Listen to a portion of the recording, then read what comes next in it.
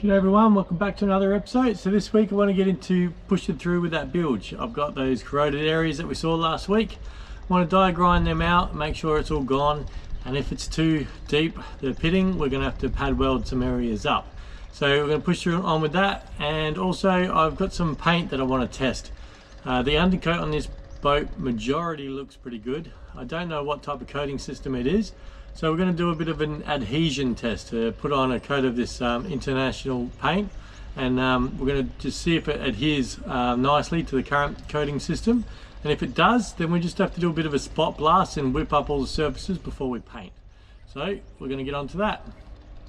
Alright, right by the companionway here is a good enough spot as any to test the paint. So we're going to give this a bit of a profile. You can't just paint onto old paint, you've got to key it up again, otherwise it's just not going to work. So we'll give this surface area a bit of a key, and then we'll put a couple of patches on here and we'll do some testing to see if it's going to adhere to this paint.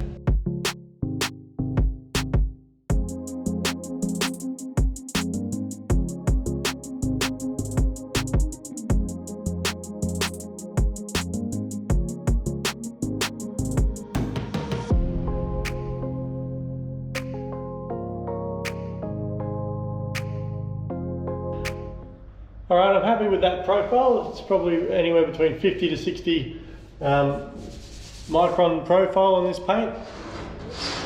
And when I paint on this now, it should adhere to this properly. Just some paints just don't adhere to different types of paint. One might be chemically, the other one might be water-based, or one might be solvent-based, the other one's chemical-based, and not all paints can match each other. So we need to determine if this paint's matching our current chemically bonded paint. So I'm just going to clean this up with a solvent and then mix up some paint and apply.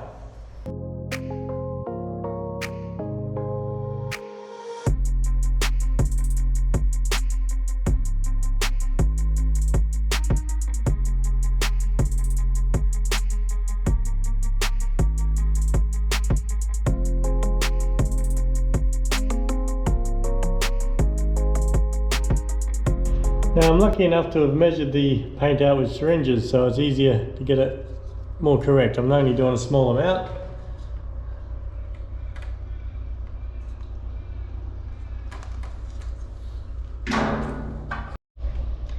This particular paint is a 5:1 mix ratio.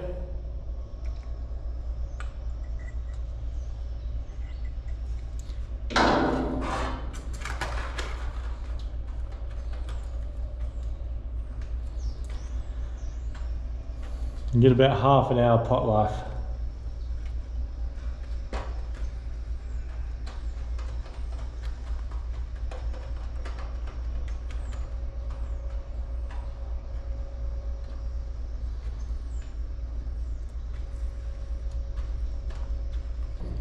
Would have liked to have rolled this paint, but I don't have my roller here, so see how we go brushing. We want about a 300 micron coverage, so we've got to be a little bit careful of that.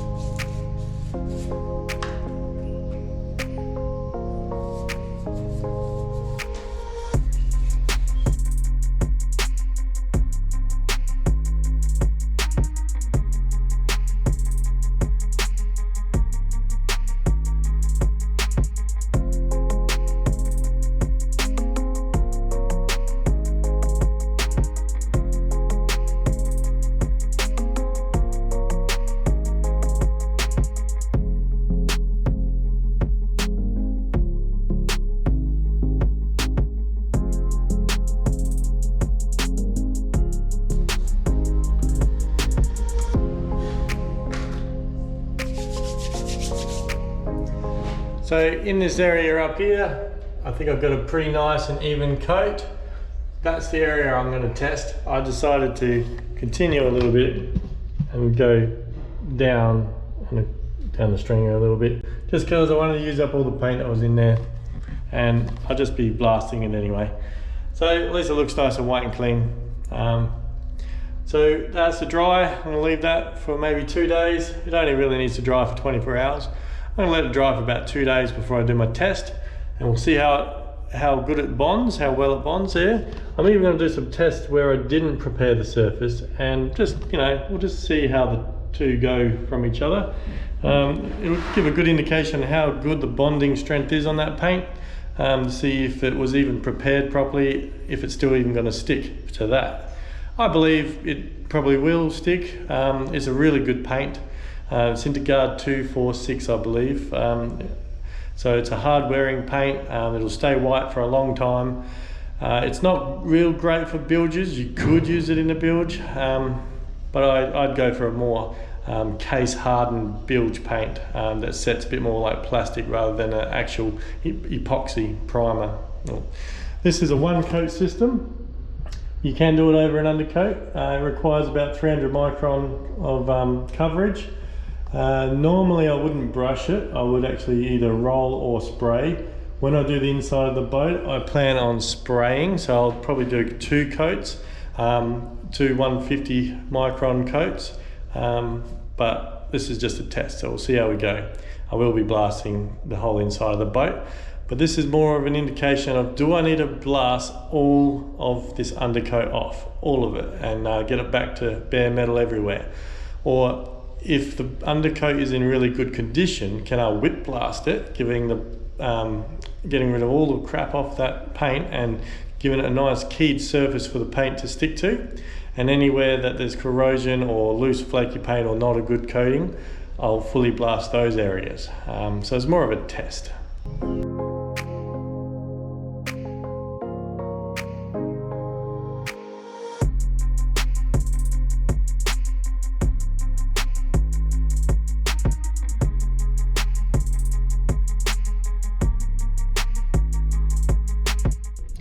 Right, I followed a couple of cracks down here.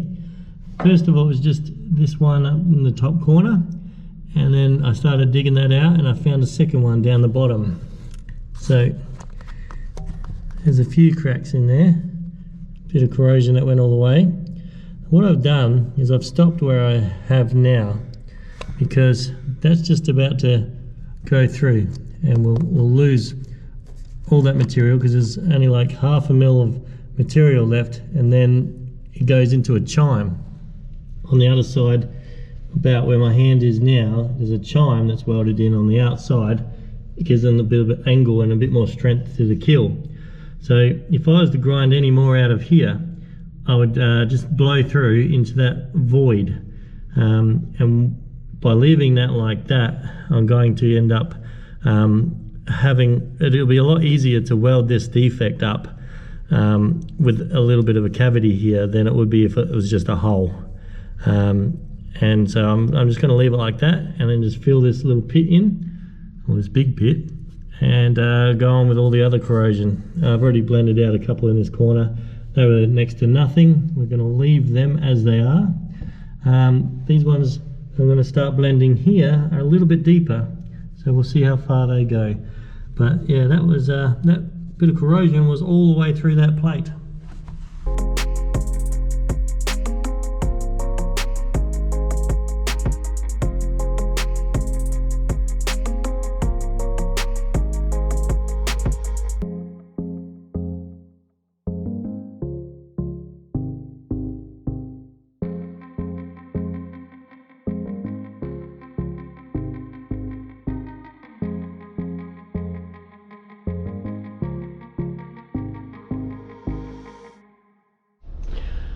Alright, I think I've just finished blending all the corrosion out. I still have to test it and make sure there's no corrosion in there, but I'll just run a linishing disc over the top, and then we'll test if there's any more corrosion left in any of the little blends.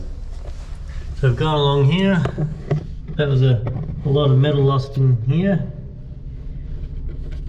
Just just had to grind most of that out. There was a bit of a divot here as well. I had a fair bit in. The rest was just all surface corrosion. On the other side, there's like there was a lot of little pits and corrosion along this area, but none of them were all that deep. But we're just going to clean up a little bit more than what I have. But anything that did have corrosion in it, I've scalloped it out. We have a deep section just here, so we've gotten all that out. I think I've missed a spot there. I'm going to have to quickly just get the die grinder and touch that one up.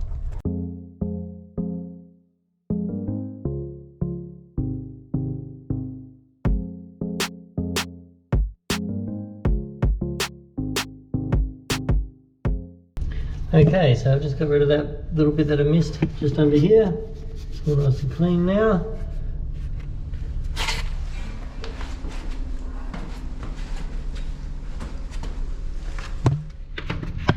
There was on the other side of the view, there was a pretty large divot there. That's all cleaned up now. Another one underneath it. We had another little divot here and here. So these are probably not deep enough where I would weld them, but since I do have a couple that are deep, like this one here, I will end up just welding them all. It's not going to be that much extra work. Since I have to weld this one, I might as well weld all these other small ones.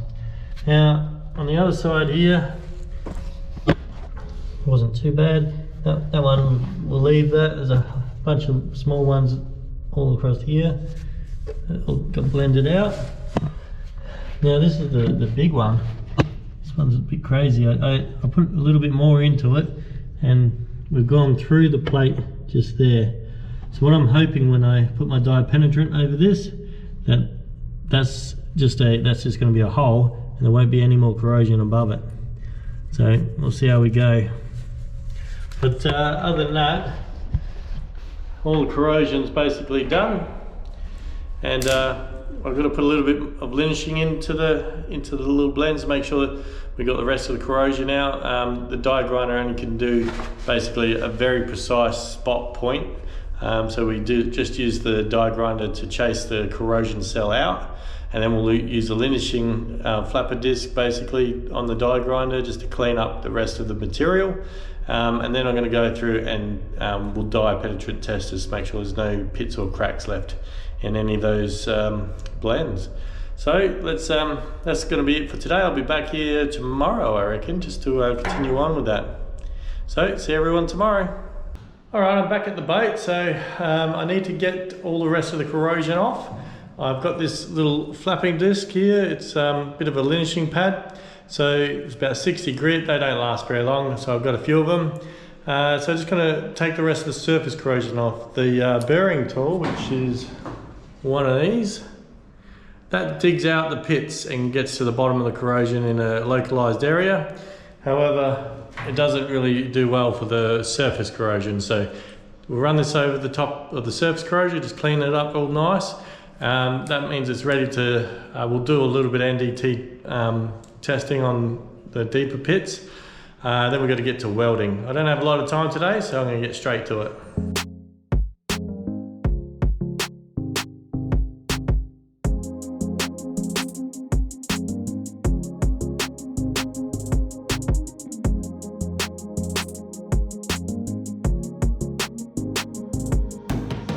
Alright, so I've just finished linishing, and straight away with the better light that I've got here now, and now that it's been cleaned up with the linishing pad, I can see that there's more burring that needs to be done. So down here, got some areas here that's just corrosion on top of the steel. It looks a bit like mill scale. We've got some more areas just here. When you tap it, it sounds a bit soft. So we're going to look at maybe burring out a little bit more on the sides here, and just a little bit inside this area here. So unfortunately, it's taking a bit longer, but got to keep getting rid of this corrosion.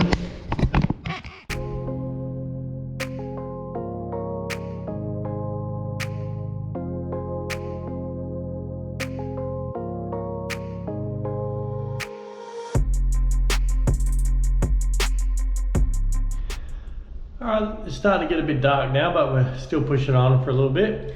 I've managed to get all the corrosion out, all the big corrosion. There's still little bits of surface corrosion left, but that's all right for now. So I'm gonna, in the blends, I'm gonna put a little bit of dye pen on there, and we're just gonna see if all the corrosion's out.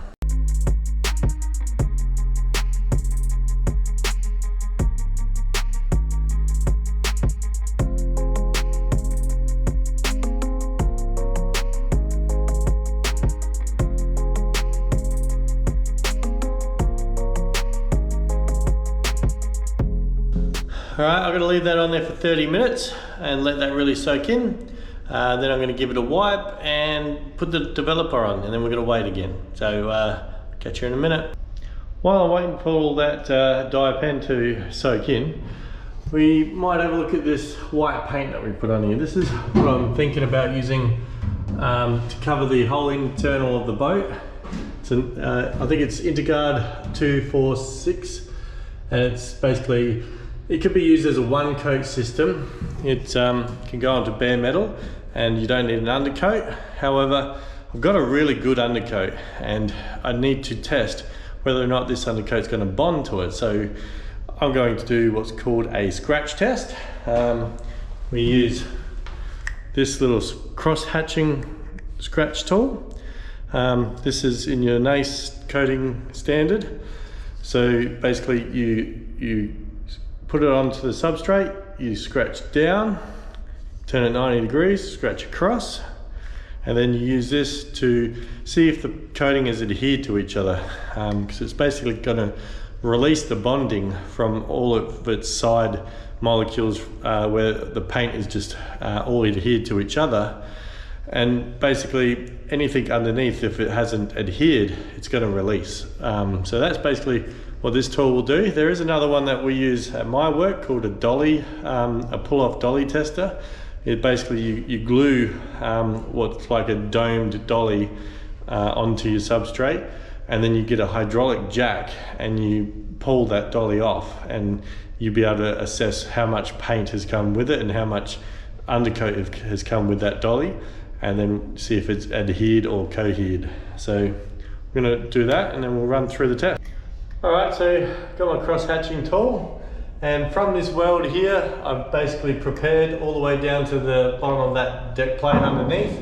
That's been mechanically prepped and painted properly. However, below that, that wasn't mechanically prepped. So it'd be interesting to test both of them and see what the bonding strength is, prepped or unprepped. Obviously I'll prep everything, but it'd just be nice to see the actual bonding strength. So basically, you just do a scratch 90 degrees vertically and turn it horizontal. So we'll do a couple of scratches.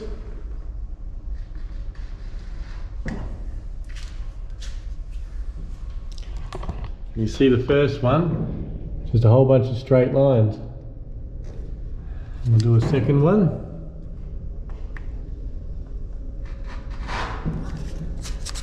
You're basically getting a whole bunch of squares. So we'll do a few more of them.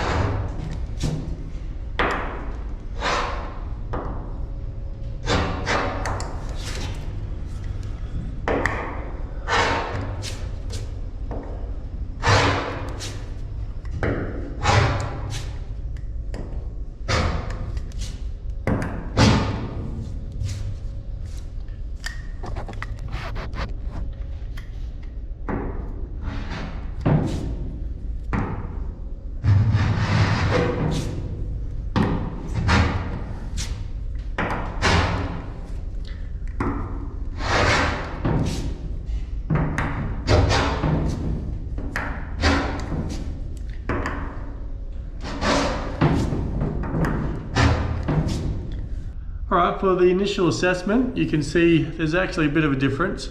We haven't completed this test yet, but initial assessment is, so if you look at the cross hatches here, there's no blistering of the corners. All the lines are nice and straight.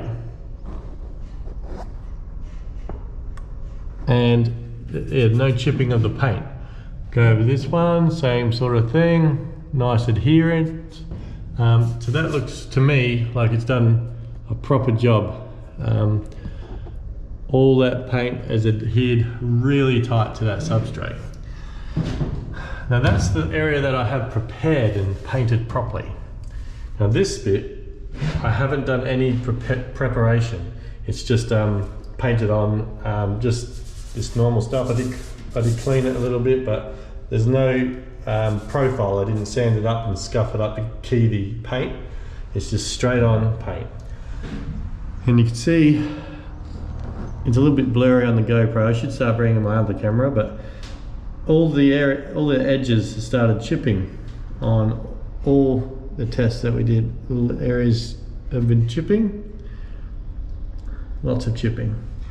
So you can see that already there's a big difference between the paint that has been prepared properly and the paint that's just slapped on top of old paint. Yeah, that's obviously you don't want to do that, but it's a good test to do. So then the final part of this, I don't think this is going to work very well, but the final part is you'll get tape. And I did bring some there. You would put a bit of tape. Now, when you read up in the spec, there is a certain adhesion level that the tape has to meet. Basically, the standard is a 3M magic tape. I don't have any of that here. This duct tape has the same adhesion level, so we'll use that.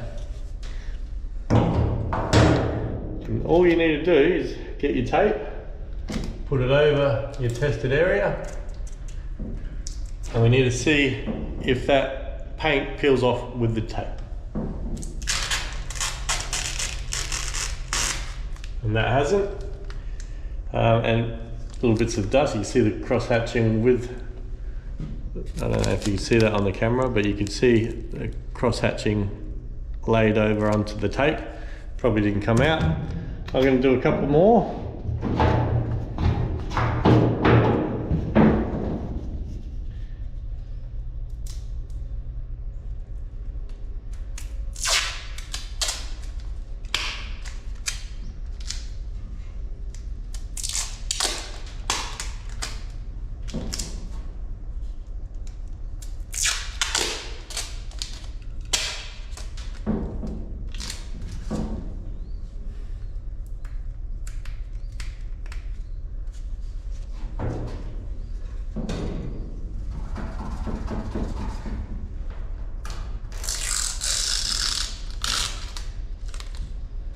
Nothing on that one.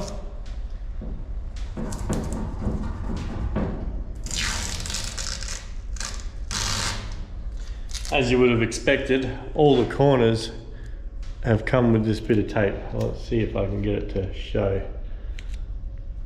You can see the paint has frayed on all those cut edges and has chipped off. Compared to one that was prepared properly, there's paint on this one and absolutely nothing on this one.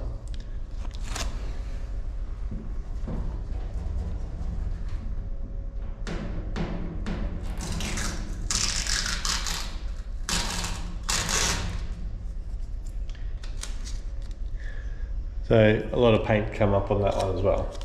So what would happen if it completely didn't adhere is that little whole squares would actually pull off and get stuck to that piece of tape, and you would have a piece of white square on your piece of tape, and there'll be the green undercoat that I've got left on the substrate, and you would have either a triangle or a whole square or broken bits and pieces of those cross hatches. They will be broken off together. The other thing is when you do the cross hatch, you have to scratch all the way to the substrate. You have to get down beneath both layers that you're testing. So this has been a good test. I can definitely tell that the preparation has worked better than the areas that weren't prepped properly. So that's a good sign. But it has actually adhered to both. So that paint has a strong adhesion to this particular paint. I don't know what this paint is, that's why we did the test. So what I should have done, I just noticed that this paint is actually quite flaky.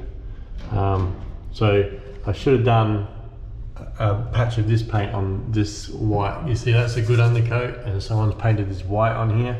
That's really bad. There's nothing wrong with this undercoat, and that's not going to adhere. So all this white has to come off.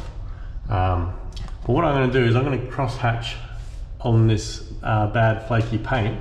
I'll put the tape on there, because that will probably show you what it looks like when it's not adhered properly. I know that's not adhered because I can see it with my eye, but it's a good example.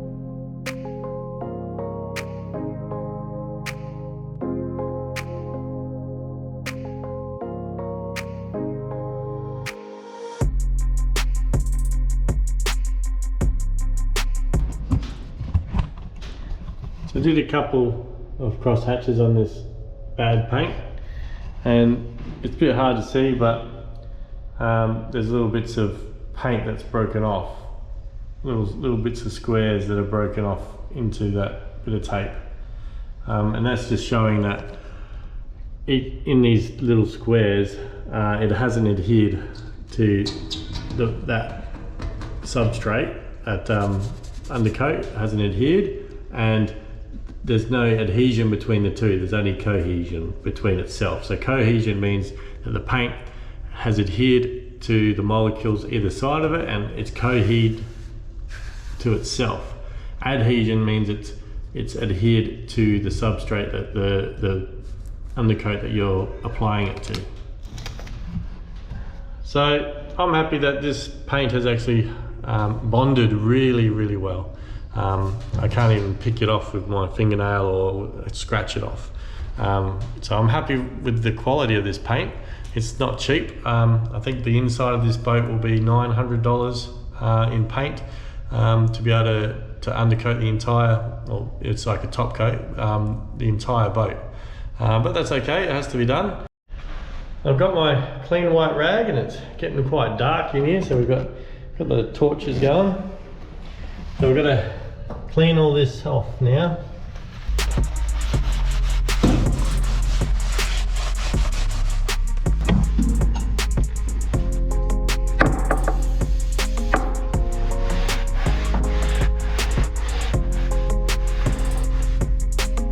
Next is developer.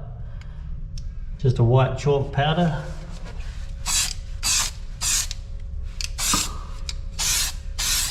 Alright, I'm going to let that sit for about 15 minutes, and it's all good to go. I might get another drink while I wait. Alright, this has worked out reasonably well, because there's a defect there which you can see, but I'll run you through it. So, happy with these ones. They've come up pretty well. So, no corrosion left in here. There is a defect on this one. So this is the really big one. What ended up happening was I wasn't happy. I just kept chasing a crack, and the crack took me all the way through the plate. So I basically rounded out a hole, took out all the corrosion, and you could see there's a defect there. If I can get there without the light showing, you can see that red dye mark. That's because there's a crack there. It's not corrosion. So what's happened in the past is, when the guy was building this boat, he drilled a series of holes in the keel. Instead of putting a bilge pump in, he just drilled holes. I welded a whole bunch up at the beginning of the build, and this one didn't get welded up properly. As you can see, there's a nice round hole there, and so that was just full of crap and corrosion, and that needs to be welded up, and that crack in between the layers needs to be welded up as well. So yeah, not corrosion, but it is a crack and it needs to be fixed. So yep, nothing there.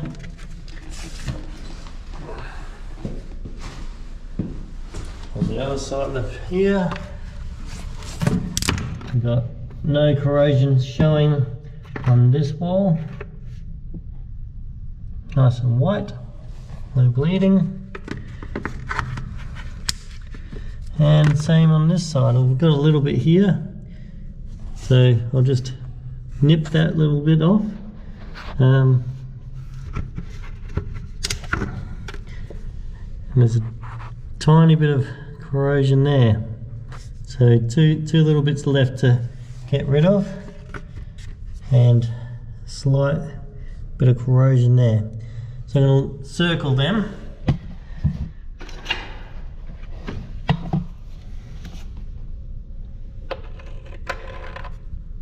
Get rid of that one.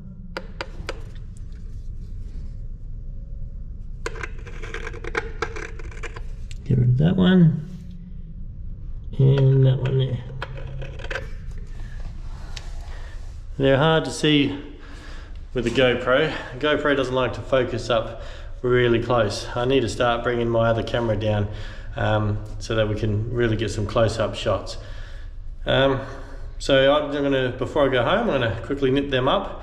I did want to get the welding done today, but you know, I can't stay here all night, so we'll probably leave it there for today. No more jobs, unfortunately. So next week I want to come back and I want to weld up all this. I want this done. I'm also organising the resin, getting that organised this week as well. So I would love to get the resin poured into here. I want to see all this done, so we'll push through with this. I'm happy that we've only got a couple of specks of corrosion. When I came back today, there were some big chunks which I didn't realise I missed. So I had to spend another couple of hours grinding them out. But that was worthwhile because one, we identified that hole and that's going to be welded up, and two, you know, we spent all that time grinding it out, we didn't find anything in the end, just a couple of little specks. So I'll touch up those little specks now, and yeah, we'll end the video. Yeah, it's a bit too dark to keep going, so hopefully everyone enjoyed this week's episode. So next week we'll get to hopefully finishing this off, and yeah, see you all next week. Hopefully everyone has a good week. See yous.